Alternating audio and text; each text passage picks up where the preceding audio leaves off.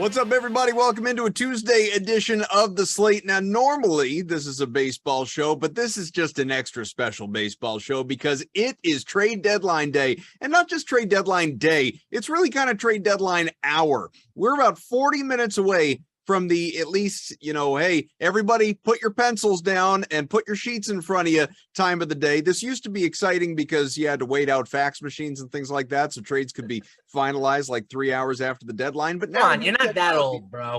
Yeah, no, I am that old to remember. Now it happens a little bit faster, so we'll see what does trickle in just a few minutes after 6. People don't have to wait on hold anymore with the commissioner. I'm Adam Kaufman, Matt LaMarca, Matt Meiselman, a couple of DK contributors. I get to just say Matt, and it makes it easy for me. Guys, we're talking all baseball, all trade deadline, maybe a little bit in the way of obviously DFS and what's going on tonight. We'll certainly look at the sports betting market, both for tonight and for futures as well. But first things first, the huge news of the day, LaMarca, it's Juan Soto, as well as Josh Bell. No, Respect. But no, it's not Darren Ruff. I know you're a Mets guy, but no, it's Juan Soto being moved from Washington to San Diego, who, as I said earlier, way the heck in. They've already got Tatis. They've already got Machado. Seems like they have an unlimited farm system, and now they have Juan Soto. What do you think?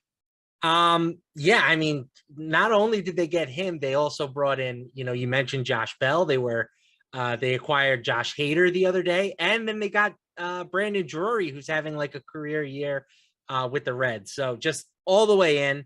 My initial thought when I saw the package was, I'm sure the same as a lot of people. This is all that it costs to get Juan Soto, but then you dive into it and you let it marinate a little bit, and it really is a very good haul of prospects that the Nationals got. I still don't agree with trading a 23-year-old generational type hitter, but if you're going to do it, I do think that the Nationals were pretty fairly compensated. I'm surprised that they didn't dump the Patrick Corbin deal, or even, to a different extent, the Steven Strasburg deal. But and they ate most of Eric Hosmer's deal in dealing him away to Boston. Right, but CJ Abrams and Robert Hassel and Wood, like, this is a very, very good haul of prospects. And we do need to keep in mind, Juan Soto rejected a extension with Washington. Yeah. So there's no guarantee that this is anything more than a rental for the Padres, right? I think they're going to be very committed to keeping him in San Diego, but they gave up 4 or 5 top 100 type prospects for a guy that theoretically could leave in a few years. So it's a risk. I love to see that they're going for it. Challenging the Dodgers and the Mets in the NL, and the Braves, the defending champions. But I think ultimately, all things considered, it was about as good as Washington was going to do. And it's not like this move is without risk for the Padres. So, Meiselman, obviously I want your thoughts, same as LaMarca, but where I do want to just pick up, and then we can kind of circle back, is what LaMarca was talking about with respect to how you feel as a Nats fan, because I know I was seeing it all over Twitter, some people that I know that are Nats fans, and reaching out and saying, like, I am just miserable. I am beside myself. How do you give up, like LaMarca said, a 23-year-old generational talent? And obviously, if he was on my favorite team, I'd be losing my mind too. So you have a little bit of experience in this regard, Mr. Look, I do, although at least in respect to, like, there's a lot more anger at the Red Sox with respect to Mookie Betts, because had they given him the same money the Dodgers gave him, he said he would have come back. They weren't willing to pony up. So it's much more on Boston than it was on Betts. Where I wonder in this situation, Meiselman, is if it's more potentially on Soto. And we don't know yet. Like, we're not going to know really until the next contract that he signs and where it is. But you have to, at least, it has to go through your head. If he turned down 15 for what, like 450 or whatever it was from Washington, could they have made it work on an 8 or 9 year deal for a higher AAV and just a boatload of money? Would he have returned? And then obviously, if you're a Nats fan, you're angry. You're angry with your organization. But what we may have learned here, and again, the next contract will indicate it, is maybe Juan Soto just didn't want to be in Washington anymore. And if that's the case, you're kind of happy with your return, as much as it obviously sucks to lose him. Yeah, there's a lot of moving parts to this. I think the reaction, first of all, that this is all they got, like that's a reaction I have too with a lot of trades. It's basically just people who don't know the prospects that well. And then once you look at the prospects and read up on them, it's like, okay, these are actually like potentially really useful MLB players. It's hard to keep tabs on all the prospects. Like we are always going to be, most people who follow baseball will be biased towards the players we've heard of. And CJ Abrams hasn't been that great in the majors, but that doesn't necessarily matter. He's very, very young still. So we have that part of it. It probably is a really good prospect haul, especially like you guys have both talked about, for a guy who is potentially a 2-year rental. But the Nationals also are so far away from contending. Like even with Juan Soto, they have the worst record in the MLB with him playing basically every game. And like, where do they get better? Like a lot of their prospects that have been in the, like Victor Robles is not panning out. I mean, maybe he will eventually, but to this point, like it's just not working. Their pitching staff is horrible. So like where to have him around like the next 3, 4, 5 years, it's just to sell tickets. Like they're not going to be a winning team anytime soon anyway. So I get what they had. They tried to give him the extension and it failed. So they had to trade him. Like I think it makes sense. The whole thing kind of just makes sense. And from the Padres perspective, they're going for it. It doesn't put them over the top though. It just puts them like right in the mix. Like to me, there's roughly 6 teams that are all about the same in Major League Baseball: the Yankees and the Astros in the American League, and the Mets, Braves, Dodgers, and Padres in the National League. I think those 6 teams are a very distinct tier. The Blue Jays are up there with them in terms of odds. I don't think they belong there. I think they're a decent amount worse. And for the Brewers, those 6 teams are all really, really good. So the Padres have now entered the mix as one of those teams if Tatis is back. And I think it's fine. Like, I think this is a trade that makes sense for both sides. The Padres were plus 1,800 to win the World Series this morning. If you got that number, great. I think 11-1 is roughly fair. Like they're on par with the Braves now. I think that's like the Padres have a starting rotation that is very interesting because I think Joe Musgrove has overachieved dramatically this year. And Yu Darvish is not the same pitcher he used to be. Mike Clevenger is pretty good, but there was a version of him back when he was on the Indians a couple of years ago that seemed like he was, potentially Cy Young candidate. He's not that level. So they're missing the top end pitching of a couple other teams, but overall, they're a very good team. They belong in this tier with the Braves and maybe those 2 teams. The reason their odds are further back is they'll potentially have to win an additional playoff series. Like the Padres are not catching the Dodgers for the division, no matter what at this point. So all of that adds up to, I think it's a pretty reasonable move. Like after my gut reaction was, oh my God, the Nats got nothing for their best player ever. But really, like it seems to make sense from both sides. Let's not forget too, Lamarca, that Juan Soto's the centerpiece, so clearly he's the guy that we're going to go on and on and on about. We're not done talking about Juan Soto. Josh Bell becomes something of an afterthought, but Josh Bell, you've upgraded at first base, getting Josh Bell and getting rid of obviously Eric Hosmer. I know you're eating a ton of money, but that's not the fans' problem. That's ownership, and there's no salary cap in baseball anyway. So it's really nobody's problem other than obviously if owners decided one day down the road they wanted to pinch pennies. But that's not who the Padres are looking like right now. It's certainly not who the Dodgers, their chief competitor, are in that division. So I think there's the surface value you talk about Soto, but it's even better than that when you're adding a guy like Bell as well. Yeah, it's true. The return that, or the production that the Padres have gotten this year from their designated hitter slot has been abysmal. They're batting 230, 317 on base, and a 380 slugging percentage from the designated hitter. You just stick Josh Bell in there, and that's a massive upgrade.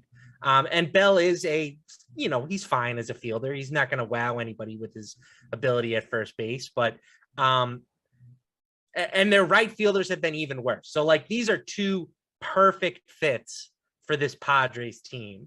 They're good, right? They have won this year, getting virtually no production from like half their lineup. They're basically relying on Manny Machado and Jake Cronenworth being, really good offensive players and pitching. And now you bring back a healthy Tatis potentially, and you add in Soto and Brandon Drury and Josh Bell. And now we're talking about a team that could be dangerous offensively to go along with a really good pitching staff. Meiselman, the Soto end of things, because I do want to talk a little bit more about him, and then we can obviously look at some other movement around Major League Baseball. And by all means, Eamon, our producer, while we're rambling, if you see anything from Jeff Passan and John Heyman and the like breaking with respect, don't worry, I'm monitoring. All right, good. Just making sure that we've got all eyes on it. But Meiselman, Soto, so I want to put this the right way. Soto obviously is having a very good year. He's an all-star for the second straight year.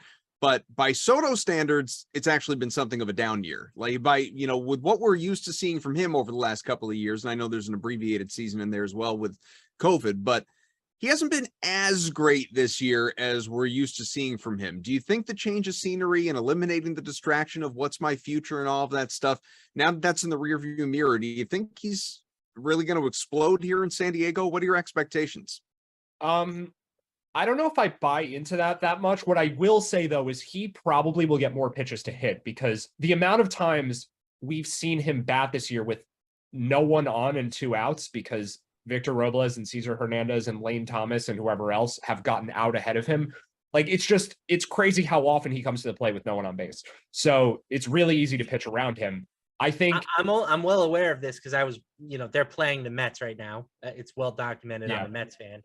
He had 4 plate appearances yesterday. He homered once and walked 3 times. Yep. and so I think he actually has had kind of a sneaky, really good year because his on-base percentage is so high. It's just, he could be contributing more if pitchers were actually throwing to him. And if he's surrounded by, I don't know what the Padres lineup will look like in October when Tatis is healthy, but you can imagine, you've got Tatis leading off, Soto second, Machado third. You're not pitching around anybody. So I don't know that it doesn't make Soto better, but fantasy impact, statistical impact, he will do more because he's just going to have more balls in play. They won't be able to walk him as many times. I also just quickly want to add to the Josh Bell thing. Mm-hmm. I think that you guys kind of have it right. I think I mostly agree with Lamarca that this is an overperforming, decent first baseman who in reality is not that great, but he's pretty good. It's just such a position of need for the Padres that this is a massive upgrade because Eric Hosmer is just really bad at, just to put it bluntly, Hosmer is just not good anymore. So he's Bell, mediocre, he's average. He's an average worse hitter. Than average Kaufman. He's an average hitter, but he plays still a very good fielder. Right, but he fields at a position where fielding doesn't really matter, and he's an average hitter at a position where you're Don't supposed say that to a Red Sox fan the last 2 years. Yeah, okay, fair enough. I realize that. Yeah, the Red Sox first base situation. Oh my God, I don't know what's going on. But is Dan Vogelbach any worse than Josh Bell? I don't know. Right. That, and he was a much cheaper acquisition. So that's the people who are wondering why didn't the Nationals get rid of Bell for more, a separate deal. I think the Padres are the only team that really cared about Josh Bell because they had such a weakness at that position. Most other teams have no use for a guy like that, or at least he's similar enough to what they already had to put. I guess that's more of an accurate way to say it. Inside a half hour to the trade deadline, we'll keep on yammering away, dissecting stuff. If anyone has any questions, thoughts, whatever it is, by all means, sprinkle them in. YouTube, Twitch, Twitter, wherever you're finding us. And Lamarca, circling back to you, and we can talk more about Soto and Bell at some point if we want to as well. But it's not just the Padres. That's the banner name that moved, obviously, and that's the marquee name. There's not going to be a bigger name, I wouldn't expect, short of Shohei Ohtani actually moving, but that's not going to happen. So Soto's the guy. But after that, Yankees have been busy. The Mariners have been busy. The Astros have been busy. What's been the most noteworthy trade to you to this point that does not involve Juan Soto? I would say probably the Yankees picking up Benintendi first and then Frankie Montas second. I thought that they got a pretty good price on Frankie Montas when you consider what the Mariners paid for Luis Castillo. I thought that the Mariners paid a ton for Luis Castillo. And Montas is a comparable pitcher, a little bit worse, sure, but comparable. And they got him for a far cheaper price tag in terms of the quality of prospects that they were sending over. So honestly, I think the Reds have had a nice trade deadline for a team that, were clear sellers.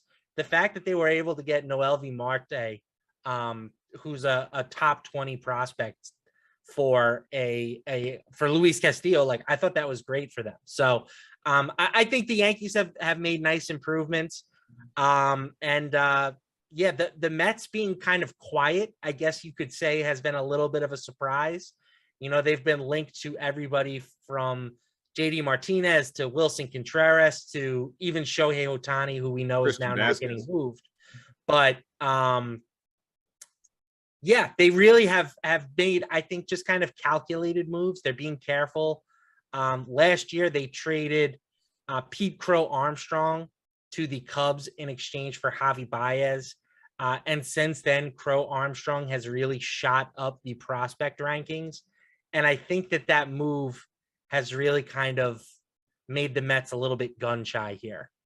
They're being very careful. And I do still think in these next 25 minutes, I'm hoping that they're going to make a move for a reliever or two. But for the most part, I think that it's been a seller's market. Players are going for more than I would have anticipated, with the exception being Frankie Montas. I thought that was a cheaper piece than I thought he was going to be.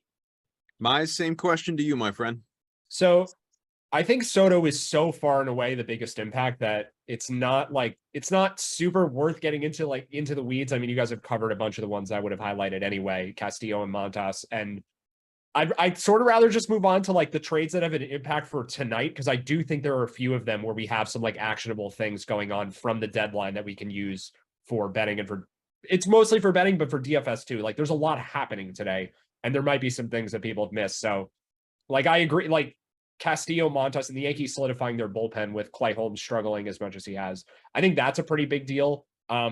But there's some low-key moves like Darren Ruff getting traded, which I think actually is pretty relevant for betting related to the Giants tonight. So if we want to go there, like, I've got a few things to say on those. Well, I know you both have thoughts on tonight. We will get there. Before we do that, though, I just want to look at the team futures a little bit. And obviously, you guys noted that this morning could have had the Padres at plus 1,800. Now it's plus 1,100 and jumping into sixth in the DraftKings Sportsbook.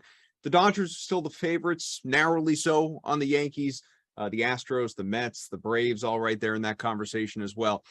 Is there, if you were to, you don't need to fully re-rank them or anything like that, Lamarca, but who stands out to you as the best bet? You know, is it the Dodgers and their endless wealth, or is one of those other teams in that top 5 or 6 more interesting to you?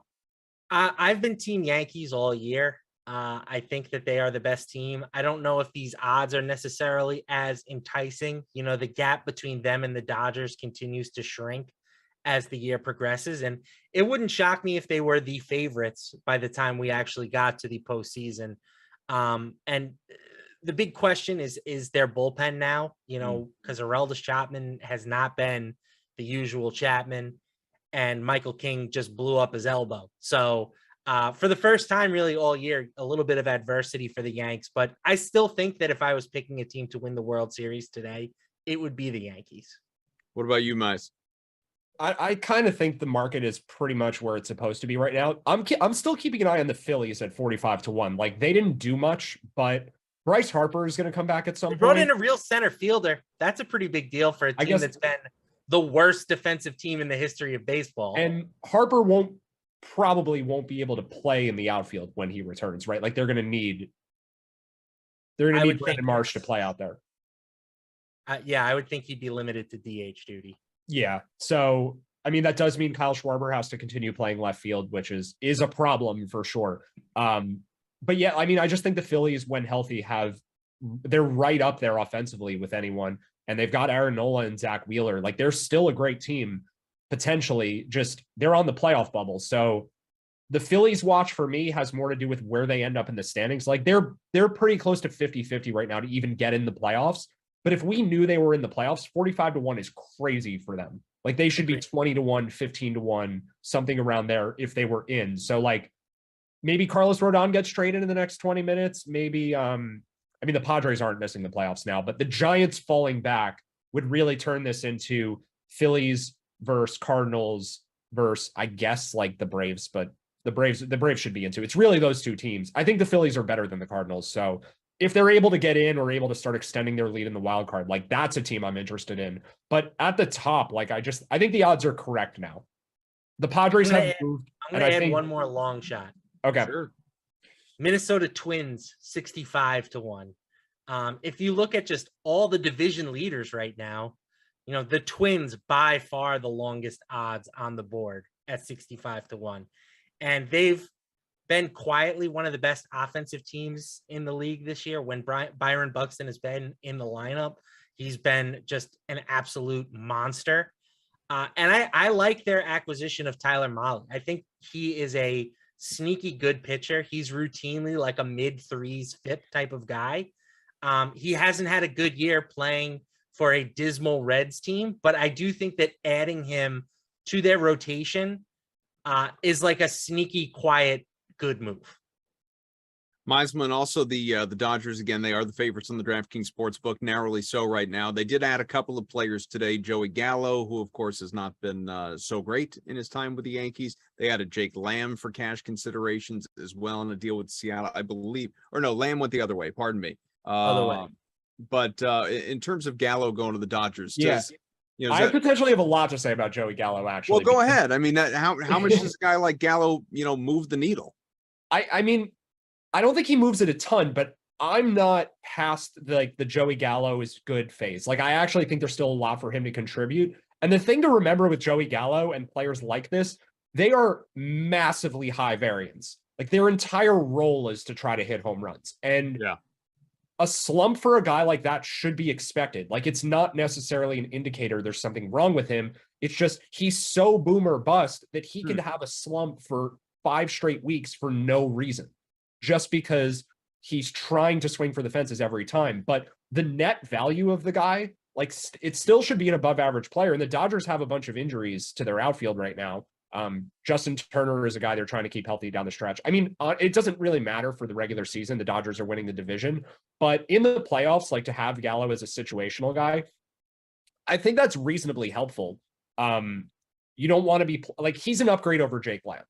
I'll leave it at that, I guess. Like, I think he does help, and Yankees fans have been a little too harsh on him. He hasn't, I mean, he's striking out 39% of the time, but 12 home runs in 82 games, like, it's not that bad. He's walking a good amount. It's certainly a below average offensive season, but to just look at the batting average at 150, like, that doesn't, Joey Gallo's not supposed to have a high batting average. So no, but I mean, it's wild to me that a guy that could bat 199 with 213 strikeouts could be an all-star. Well, he had a 123 WRC. He had a 123 WRC plus with that line last year. He was a well above average hitter batting under 200. It's nuts. It's great. great. He had 38 home runs.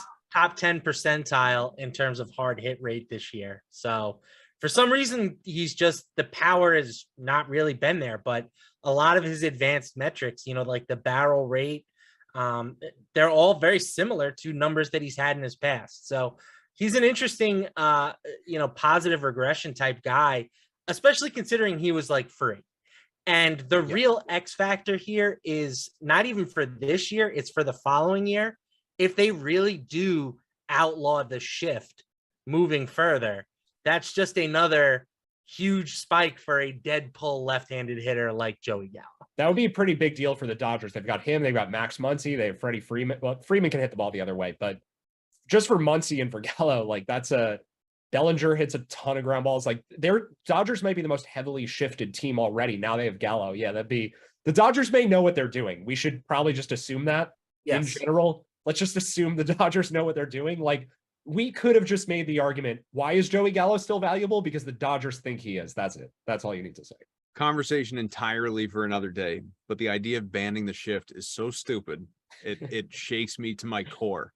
There are a lot of teams, guys, in the wild card hunt here, and we are going to move Meisman to tonight, I promise. But the Blue Jays, the Rays, the Mariners, the Guardians, the Orioles, the Red Sox, the White Sox are all teams that are either currently in or within 3 games of a playoff position in the American League. Over in the NL, you've got the Braves, the Padres, the Phillies, the Cardinals, and Giants outside looking in 4.5 games back in the wild card hunt right now.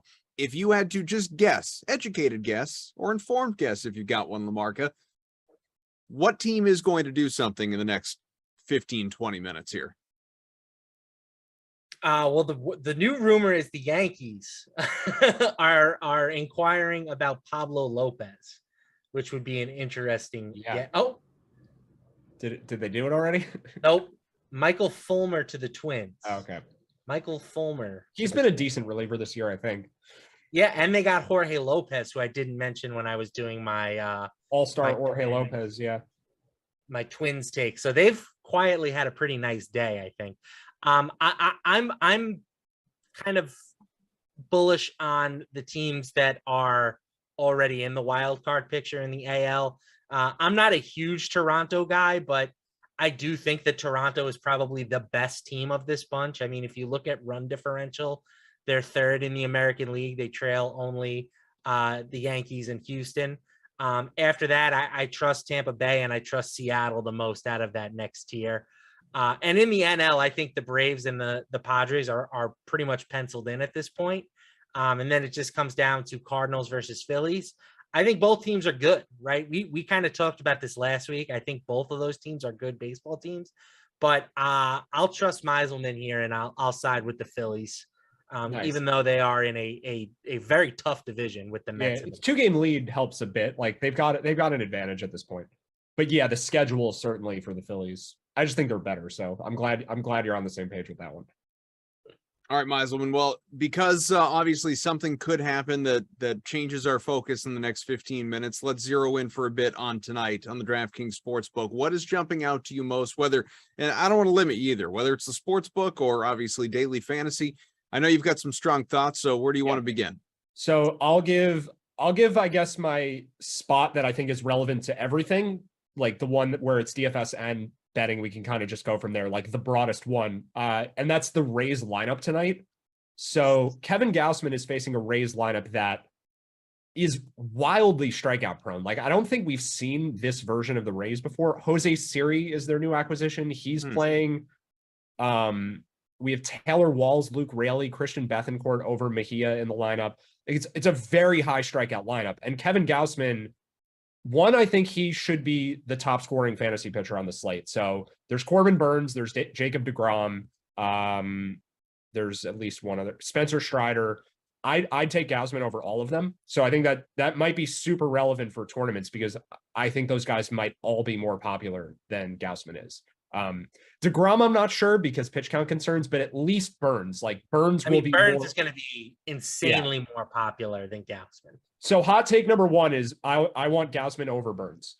And then I also think the over on Gausman's strikeouts at 7.5 at plus money. Like I think that's worth going after too. It's just sometimes you get a lineup where it's like a team that you think is good and they normally are like a solid offense, but you just get a version of their roster that is just so unusual and different. And you might look at it and say, oh, the Rays have a lot of lefties in their lineup. So like that should be a good thing against a right-handed pitcher. But Gausman's a fastball changeup guy. Like he profiles as a reverse splits pitcher. He's a total outlier with the way that his pitch arsenal is. So it's actually probably better for him that the hitters are left-handed. So I just think because of the Rays having this weird lineup, Gausman's underrated across the board. And I think it's kind of a big deal for this game, for the strikeout prop, and also for DFS. Like, I think for me, it's a really easy decision of which pitcher to go with at the top. What do you think, LaMarca? So I'm going to, this is like my no-brainer play of the day. Okay. Do you remember a few years ago when the Broncos had to start a wide receiver at quarterback and the line on that game shot up to 17.5 points. Yeah. And we were all like, I don't know, that might be too, I don't know if I want to lay 17.5 points with Taysom Hill and the Saints. And the Broncos were just that bad and the Saints covered easily. To me, that's this Mets Nationals game tonight. The Nats are already really bad. And now you take Juan Soto and Josh Bell out of the equation. You put Jacob deGrom on the mound on the other side. There is a combination bet that you can make where you take the Mets money line and the Nationals under 2.5 runs, and that's available at -110.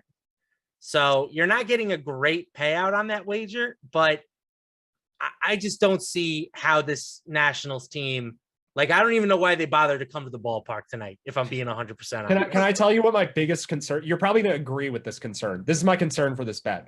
The Mets are winning 6-1 after 6 innings, and because they have enough of a lead, DeGrom doesn't pitch anymore. They go to like the lower tier relievers, and then the Nationals. I don't think it matters. I don't know if they'll. I'm going to go out on a limb and say the Nationals score 0 runs tonight, and they finish with 4 hits or less. And I think they're going to score probably 2 runs.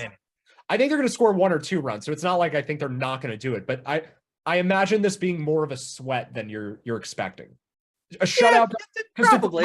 How many innings is DeGrom staying in this game for? I guess that's the thing I'm not sure of. The rumor is about 80 pitches. So I think he's going to go about 5 innings. So he could get through 9 innings of that pitch count versus this offense? It's possible. No, I mean, again, I think that they could bring a fan out of the stands to pitch and they might be okay today. Who are you guys watching for, Meisman? We'll start with you. Who are you watching for right now when it comes to being a late scratch from the lineup in the next 10 minutes? So Noah Syndergaard is interesting. And the report is the Phillies are close on him. So right. So if this were any other day of the year, we would have already talked about all of the Oakland A's players to steal bases because it's Noah Syndergaard. The odds actually are a lot lower on some of these players than what they usually are. I think the odds makers are catching on to the fact that Syndergaard can't hold runners. We got a Benintendi steal in the first inning last game. That was a week ago. And Benintendi has 4 stolen bases this year, and 2 of them are off Syndergaard. Like, everyone can run on this guy. So the odds on the A's players are not the level they usually are. But at the same time, they're still too high. Like, I still think most of the A's hitters are good bets for stolen bases. But Syndergaard doesn't pitch. They're all horrible bets. Like, I would even potentially lay -900 on the under on stolen base props on the A's guys. Maybe that's a same game parlay. You just do all of them.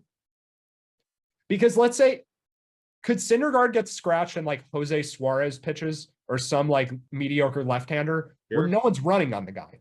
Yeah, I think it'd probably be a bullpen game at that point. Okay. But I mean, whoever is on the mound is going to be better at holding runners than Syndergaard. They're going to be 3 or 4 times. Oh, and there we go. Trade's official. So maybe we should pull this up. Can you go into the A's Angels game and see if they'll hold it? Let's do it. Can we same game parlay the under on every steals prop for the A's? This is a Matt Meiselman. This is going to go off the board while we're. This is going to go off the board while we're doing this. Hit the same game parlay thing at the top. There's like the little tab for it. It's like a toggle switch. Oh yeah. No. No. See that little knob to the right? Oh, there we go. Yeah. Bang. Let's try this. So let's go. Bong. Good. I don't actually think you can parlay unders in same game parlay. So maybe we shouldn't have tried this. I don't think that's part of it. We're learning. This is a learning experience. I've never thought tutorial. We're teaching people how to use the DraftKings. Yeah, I've never considered a same game parlay where you just hammer all the unders, but it's hilarious that that's where your brain goes to. It doesn't appear as though it's a possible thing to do. Oh well, that's unfortunate. But well, I mean, I can just stop there because there's nothing we can do with this information now. Syndergaard's getting traded to the Phillies. So all of the potential Oakland A's stolen base props are not good anymore, and we can't bet the unders. So there goes that. But what I should remind everyone is that Syndergaard is still the same Syndergaard, and he is going to be in the NL East, and those guys have not run off of him this year, and the lines may not catch up quickly enough. So if you get like whatever the next start for him is, like we'll be talking about this. It's still going to be a thing. Yeah, we'll come back to it. I guess I'm a little disappointed we couldn't do anything with that information, but yeah. There's the trade. Dare to dream. Well, what about you, Lamarca? Obviously, Meiselman's guy, he talked about him, and as he did, what are you going to speak into existence here? Who are you going to have moved at the deadline? I mean, I don't understand how the Cubs haven't traded Happ or Contreras yet. I feel like one of those two at a minimum should have been traded, but